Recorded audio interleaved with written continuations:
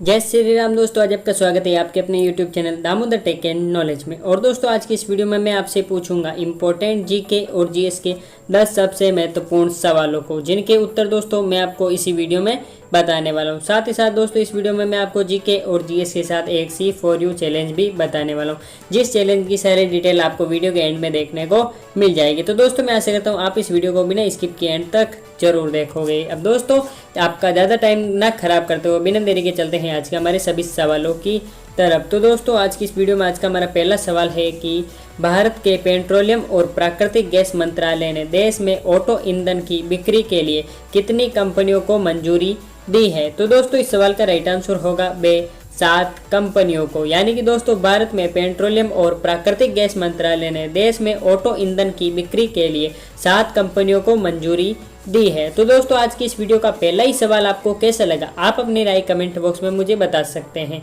तो दोस्तों अब चलते हैं आज के हमारे अगले सवाल की तरफ। और दोस्तों आज का हमारा अगला सवाल है सवाल नंबर 2, जो कि हमसे ये बोल रहा है कि किस देश की सरकार ने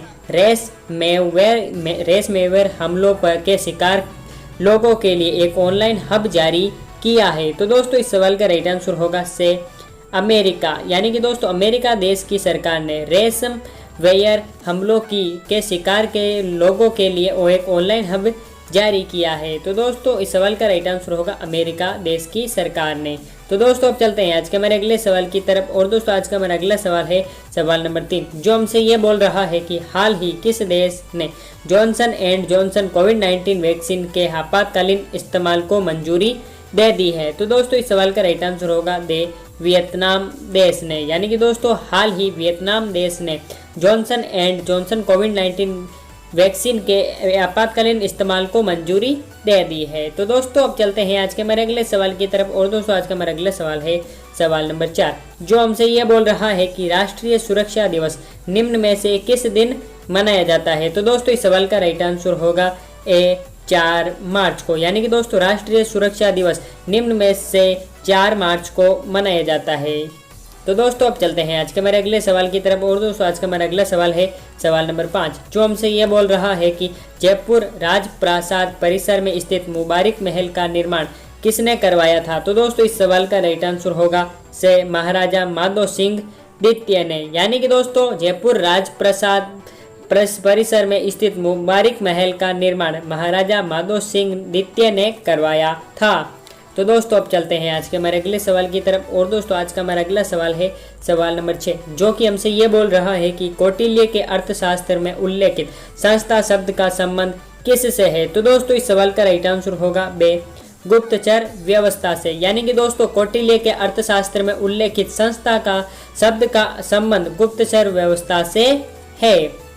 तो दोस्तों अब चलते हैं आज के हमारे अगले सवाल की तरफ। और दोस्तों आज का हमारा अगला सवाल है सवाल नंबर 7, जो हमसे यह बोल रहा है कि रणजीत सिंह की राजनीतिक राजधानी लाहौर थी, किस नगर को उसकी धार्मिक राजधानी कहा जाता था। तो दोस्तों इस सवाल का राइट आंसर होगा अमृतसर को। यानी कि दोस्तों रणजीत सिंह की राजनीतिक राजधानी लाहौर थी, अमृतसर नगर को उसकी धार्मिक राजधानी भी कहा जाता था। तो दोस्तों अब चलते हैं आज के हमारे अगले सवाल की तरफ। और दोस्तों आज का हमारा अगला सवाल है सवाल नंबर 8, जो हमसे यह बोल रहा है कि भारतीय संविधान में किस अनुच्छेद के अंतर्गत नागरिकों को मौलिक अधिकार प्रदान किए गए हैं। तो दोस्तों इस सवाल का राइट आंसर होगा अनुच्छेद 12 से 35 तक। यानी कि दोस्तों भारतीय संविधान में अनुच्छेद 12 से 35 के अंतर्गत नागरिकों को मौलिक अधिकार प्रदान किए गए हैं। तो दोस्तों अब चलते हैं आज के हमारे अगले सवाल की तरफ। और दोस्तों आज का हमारा अगला सवाल है सवाल नंबर 9, जो हमसे ये बोल रहा है कि वायुमंडल में आर्द्रता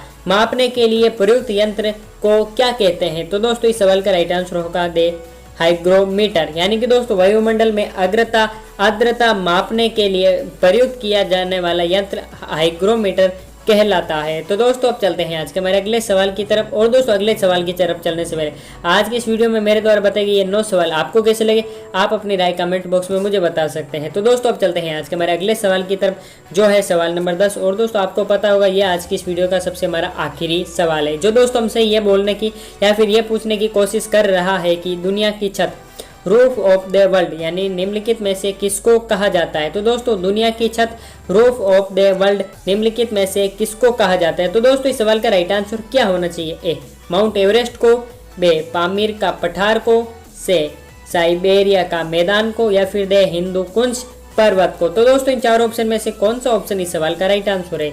यदि आपको पता है तो दोस्तों आप मुझे नीचे कमेंट बॉक्स में सी फॉर यू लिखकर बता सकते हैं, जिससे दोस्तों मुझे भी पता चल सके कि आप लोग कितने जीनियस हैं, साथ ही साथ कंपटीशन एग्जाम के लिए जीके और जीएस की तैयारी कितनी ईमानदारी के साथ करते हैं। साथ ही दोस्तों यदि आपको इस सवाल का जवाब नहीं आता है तो भी दोस्तों आप मुझे नीचे कमेंट बॉक्स में बता सकते हैं, ताकि आने वाली नेक्स्ट वीडियो या फिर इसी वीडियो के कमेंट बॉक्स में मैं आपको इस सवाल का जवाब बता सकूं। और दोस्तों ऐसे ही बहुत सारे जीके और जीएस रोजाना देखने के लिए चैनल को सब्सक्राइब जरूर करें, और दोस्तों सब्सक्राइब के पास बेल आइकन को भी प्रेस करें, ताकि हमारी ऐसी ही वीडियोस की सब नोटिफिकेशन सबसे पहले आप तक पहुंच सके जैसे हम उस वीडियो को अपलोड करें। तो दोस्तों फिर मिलते हैं ऐसे ही धमाकेदार एजुकेशनल वीडियो के साथ, तब तक के लिए गुड बाय। जय हिंद, जय भारत, थैंक्स फॉर वॉचिंग।